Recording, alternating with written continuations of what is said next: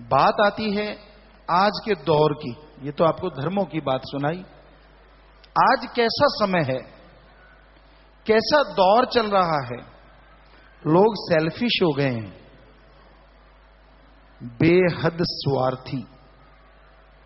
हाथ भी मिलाएंगे तो इसलिए कि सामने वाले की अंगूठी हाथ में आ जाए। दूसरे शब्दों में कि यार उससे हाथ मिलाएं जिससे कोई काम लेंगे। आप एक और उदाहरण आपको देते हैं। बहुत बड़े राजा हैं, बिजनेसमैन हैं, बहुत बड़े व्यापारी हैं, बहुत बड़े ऑफिसर हैं। आपसे वो लोग हाथ मिलाएंगे जिनको आप जानते भी नहीं, और जैसे ओहदा चला गया, पैसा चला गया, अपने भी मुंह फेर के खड़े हो जाते हैं। नए ने तो हाथ क्या मिलाना है ना। स्वार्थी युग, गर्जी युग। स्वार्थ के बिना तो लोग बात नहीं करते। रिश्ते नाते सब स्वार्थों पे टिक गए हैं। स्वार्थ है तो ठीक है, नहीं तो नहीं। कौन मां, कौन बाप, कौन बहन, कौन भाई। किसी जमाने में हमने, कुछ सालों की बात करें तो राजस्थान के एरिया में हमने देखा, भाई के लिए भाई तड़पता है। एक भाई बीमार है, दूसरा भाई मंदिर, मस्जिद, गिरजाघर, गुरुद्वारा में जाता है, प्रार्थना करता है, हे भगवान मेरा भाई बहुत बीमार है, आप कृपा कीजिए, रहमत कीजिए, मेरा भाई ठीक हो जाए। अरे भगवान, अगर उसकी उम्र कम है तो आधी उम्र मेरी उसको लगा दे। ऐसे तड़प के लोगों को हमने रोते देखा, अपने भाईचारे के लिए, अपने खून के लिए।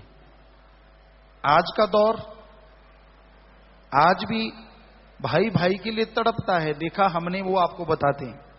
एक भाई बेहद बीमार है, दूसरे को भगवान की जगह पे जाते देखा, वो रोते देखा, पर शब्द बदल गए।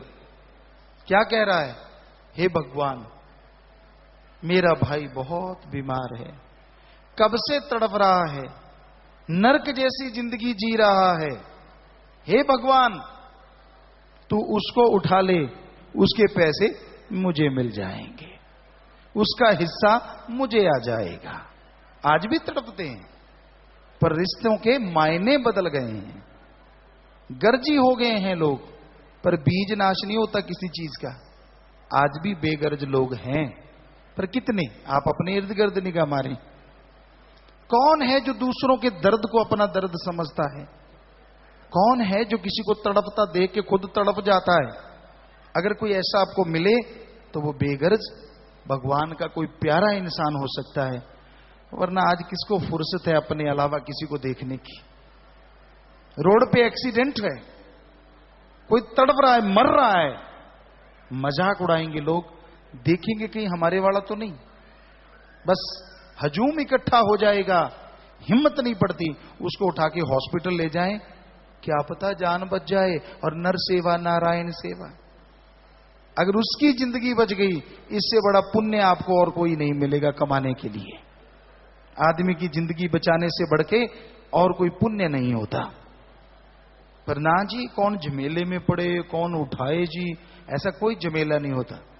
हमने लोगों को गुरुमंत्र बताया, हिंदू मुस्लिम सिख ईसाई 5 करोड़ लोग हैं, और सभी ऐसा कर रहे हैं। हर जगह रोड पे अगर कोई तड़प रहा है, उसको उठा के हॉस्पिटल ले जाते हैं।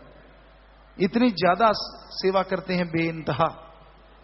तो ऐसा करना चाहिए, यही इंसानियत है, वरना शायद शैतानियत है। क्योंकि हैवान, जानवर भी ऐसा नहीं करते। जानवरों का झुंड है, किसी के चोट लग जाए, हमने नील गाय के झुंड देखे, हिरण के झुंड देखे, राजस्थान में आम है, अगर उनके चोट लग जाए तो उनका दूसरा साथी जीभ से आके लीपापोती करता है। यहां चोट लगी, चाट रहा है, बाकी सब घेर के खड़े हो जाते हैं। यानी ये, इसको तो हम कहते हैं जानवर।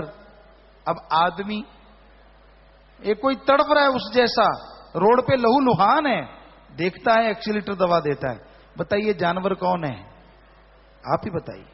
सोचिए, आत्मा से झिझकोरिए अपने आप को। हम क्या बन गए हैं? अरे रॉबोट बन के रह गए, मशीन बन के रह गए। इंसानियत तो अंदर से खत्म होती जा रही है।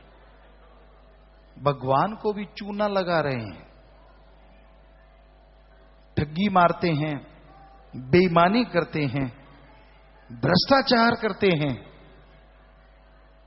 कुछ हिस्सा भगवान के लिए निकाल के रख लेते हैं। भगवान, मैंने लाख की ठगी मारी, 151 तेरे।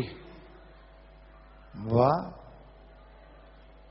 कितना चूना लगा रहे हैं ना।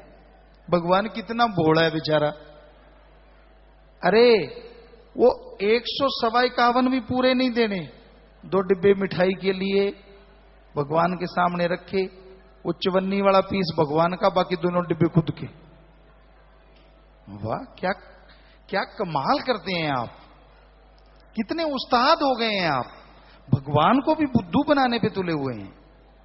अरे जिस भगवान ने तुझे बनाया, कितना अजूबा है। कैसा है अजूबा? हम उदाहरण दिया करते हैं।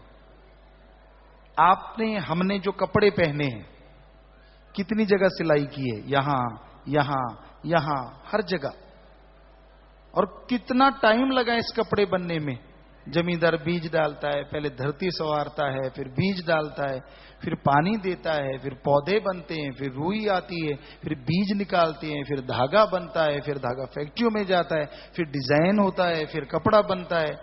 बड़े लोग लेते हैं, बड़े बड़े कॉन्ट्रैक्टर उनके होते हैं, फिर बड़ी दुकानों पे आता है, फिर कुछ छोटी दुकानों, वहां से हम कपड़ा लेते हैं, अपना नाप देते हैं, टेलर मास्टर से बनवाते हैं, फिर पहनते हैं तो पहना जाता है छोटा सा कपड़ा। और हमारी बॉडी देखो, भगवान ने चमड़ा चढ़ाया है, एक भी टंका नहीं लगाया है ना अजूबा?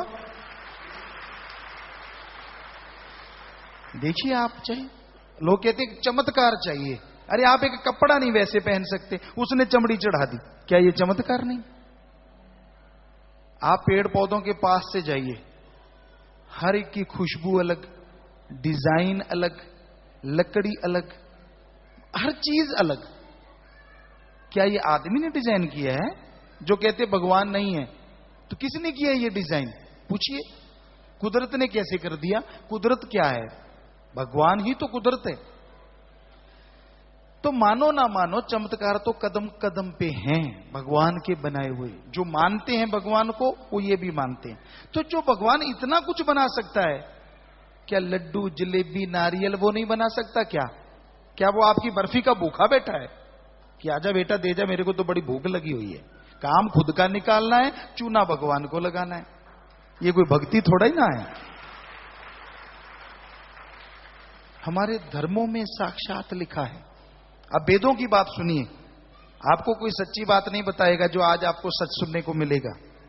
क्योंकि अगर हम आपसे पैसा लेंगे तो हम तो यही कहेंगे ना, चढ़ाओ चढ़ाओ, 10 गुना ले जाओ।